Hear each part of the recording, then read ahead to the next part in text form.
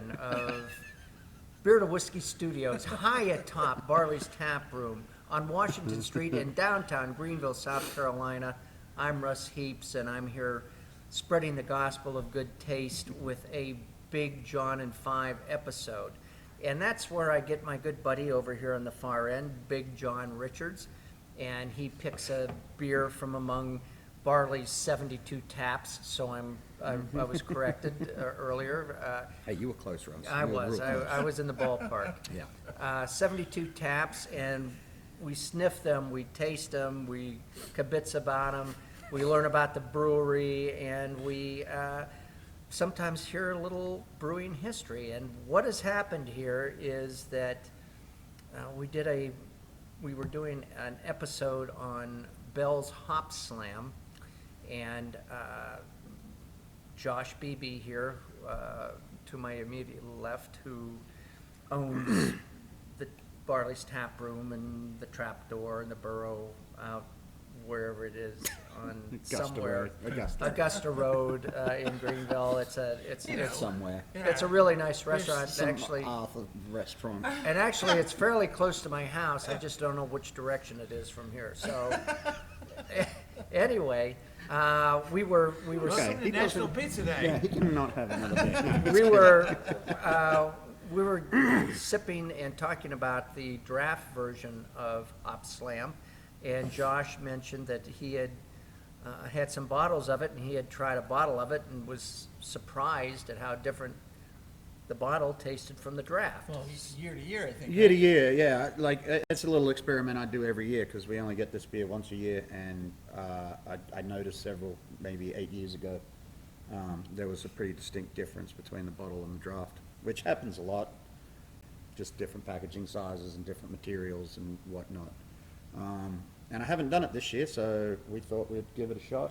Yeah. Definitely going to be very, very different, probably, because these have been sitting for 30 or 40 minutes and are nice and warm and at temp, and this is going to be a lot cooler, and so you're going to lose some of that flavor profile there, but at the same time, it's just a fun experiment that you can do every year if you have the opportunity to. Part of the magic of beer is it's a living thing, you know. And, Correct. And it's different forms, even in its different containers, it can be different things. Part of the magic of beer is it makes me feel good. Yeah, that's the magicest part.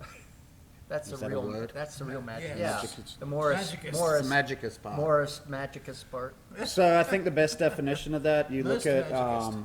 if you look at Belgian beers, and the reason I bring up the Belgian beers is because most of them are bottle fermented, Right. so they douse it with yeast. So if you look at, for example, Chimay, Chimay makes 3 different beers, exact same recipe, same beers, but they package them in 3 different bottle sizes as well, and they actually name them a different name for Right. each beer. Yeah. So Chimay Blue is in the 750, I think it's the Premier, and then you've got the Jeroboams. So that's a great example because they specifically changed the name of the beer, even though it's the same liquid, because of the bottle size. Right. So that extra douse of yeast and sugar is going to do different things inside a bigger bottle or inside a keg than it would do in the smaller bottle. Right. Which is why a lot of the Belgian breweries have the big Jeroboam bottles, and yeah, so it's definitely a thing. Like you said, we're dealing with a living organism, and it mind of their own. Yeah. So I mean, almost literally. yeah, so it's something I love to do every year. So I thought we'd try it today. I think that's a Let's fine do it. idea. And Would you do the honors? I would. we're going to That's leave it fun. up to I'm you. not sure if I know how. I'll look at that. Yeah. That It's very is easy. I never met a bottle that I couldn't open. And that is Buddy is the perfect bottle opener. He's been opening beers in my family, for my family for 70 years. So Oh my goodness. I That have was no idea what the hell that Thank was. you. It has something to do with the phone because I hear the phone ringing. Says it's in use. This is a weld oil machine. It is like, it just, It's all right. We're back again. Nothing to see here. Nothing to see here at all. take 2. So automatically, you can just, by looking at it, look at the color difference. Yeah, It's absolutely. very dramatic color difference Yeah, there. there's your Yeah, it is. significantly hazier coming out of the bottle. Yep. So that's fun and different. Yeah. You know. We start with the one we already started with and then go to the bottle? I think so, maybe, yeah. Yeah. And then we can go back into the other we can day. go and back go from and one forth, and then back right? again. The, I think starting with the one that we yeah, I started with think a that's a minute good ago. idea. But again, when you're drinking beer, Yeah. you know, the three things I'm always looking at is color and activity, so you use your eyes. So again, we Right. talked about this one earlier, after it's been poured for 30 minutes and the bubbles are still Still super active. rising. Yeah. The bottle, similarly. Yep. But obviously, so first off, color, then you take it to the nose and see what we're dealing with. Ooh, it's gotten even a little And funkier and as it's again, as I it's mean, set the out here. aroma is very different. Yeah. And then we go to the palate. I find the aroma in the bottle a little lighter and brighter, Mm-hmm. but that may just be because this has been sitting. I don't know. But No, it's I taste it's a little more zesty. It's a little more pithy in the bottle. He said pithy. He did. I love that word. You're welcome. Yeah, so again, like, you know you're drinking the same beer, right? Like, they're very, very Right. similar. I'm not saying that they're completely different beers by any means, but I mean, just by looking at them, you can clearly see there's a difference somewhere in the filtering or Right. or just what's happened in the package. Yeah. In the keg, sorry, Russ, in the keg, a lot of that sediment's Settles. gonna settle to the Right. bottom as well. Even over the course of a day or so. Mm-hmm. So again, you've got different.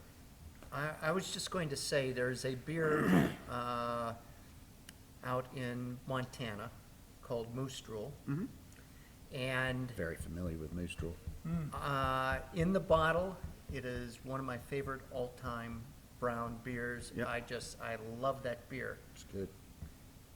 Draft, not so much. No bueno. In the cans, not so much. It's a totally different beer in the bottle than it is draft or in the cans. And that's one thing that you know, everyone's going to have their own opinion on these matters, and everyone's going to think differently. But you know, that's one of the things that people talk about as far as the can packaging, the aluminum. Some of that aluminum taste can sometimes bleach out into the beer itself. You can probably get that with draft. So while cans are hands down the best form of packaging as far as keeping the beer fresh, Right. keeping away from light, keeping away from air, it can have sometimes a little bit of a, you know, aluminum taste to it. So that's where breweries like to go with glass. But these little guys here are very dangerous for beer. I was just gonna say, glass So- has its own problem because Yeah. you got those guys.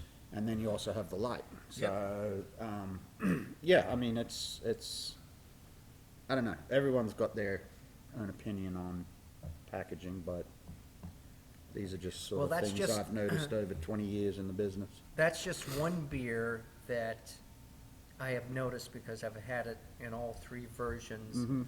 And I had it first in the bottle and only had it in the bottle for several years. And then found it on draft somewhere and tried that and went, no, that's No. not the same.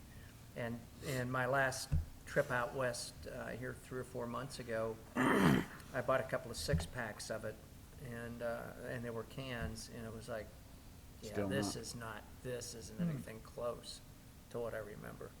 You gotta be careful though, because that could also be your palate. You know, you're sitting up here with Big John drinking all these big beers, and you go back to something you haven't had in a long time, and it's like, oh, Well, my palate has there's advanced. It happens to me a lot. there's something to be said there too, because even, I mean, not even just over the course of years, although that is the most remarkable of the changes, but over the course of a day, based on I just had breakfast, or I haven't eaten yet today, or Yep. I had a Coca-Cola before I sat down here, and it's going to affect the way you taste the beer. Then we, you know, if you're going to sit down at a panel and actually do a competition, and there's rules. Yeah, You're not allowed right. to brush your teeth. Yeah. I mean, literally, you're not allowed to brush your teeth before you show up to these panels. I will say, and this is really weird and unique, and just from having 2 sips from each glass, this tends to happen, I remember every year. I like the bottle version better, it seems. I'm Most with every you. year. I'm with you on that. It's funny, Most every year, it's the same way for me. sitting here, I would have expected myself to like the draft a little better, and I recognize the draft's been sitting here for half an hour now, and It it's has. warmed up a little, but I'm trying to base it off of the, the original taste too. But at the same time, this one just tastes a little crisper. It tastes a Little little cleaner, a It's little cleaner. lighter, brighter. it's Yep. lighter, it's, Yeah. it's happier. And now that is gonna be the temperature thing, a little bit. But again, the cloudiness Right. proves that it's There's something different there's going something on going there. on in there. But you could sit down and drink these side by side and not know you were drinking The same the beer. same beer, or you could Right. also sit there and think you are drinking the same beer. So, yeah, it's just a fun experiment worth trying. The best thing you can do for your palate, because you come into something, anything, that you can see the bottle and you have an expectation of what it's going to taste You know like. what we did one year? Oh, one night we went next door to Wild Wing and we got a Budweiser. And we poured a Budweiser in, and they chose that as the favorite beer. I was like, oh, that was great. So you never know. You can't sit there and say boo to this or boo Right. to that. You you gotta know- come at it with realistic expectations. And that's kind of what I was looking at when we were doing this. I was thinking, I mean, I don't know what the demographic is of who watches us sit here and drink beer.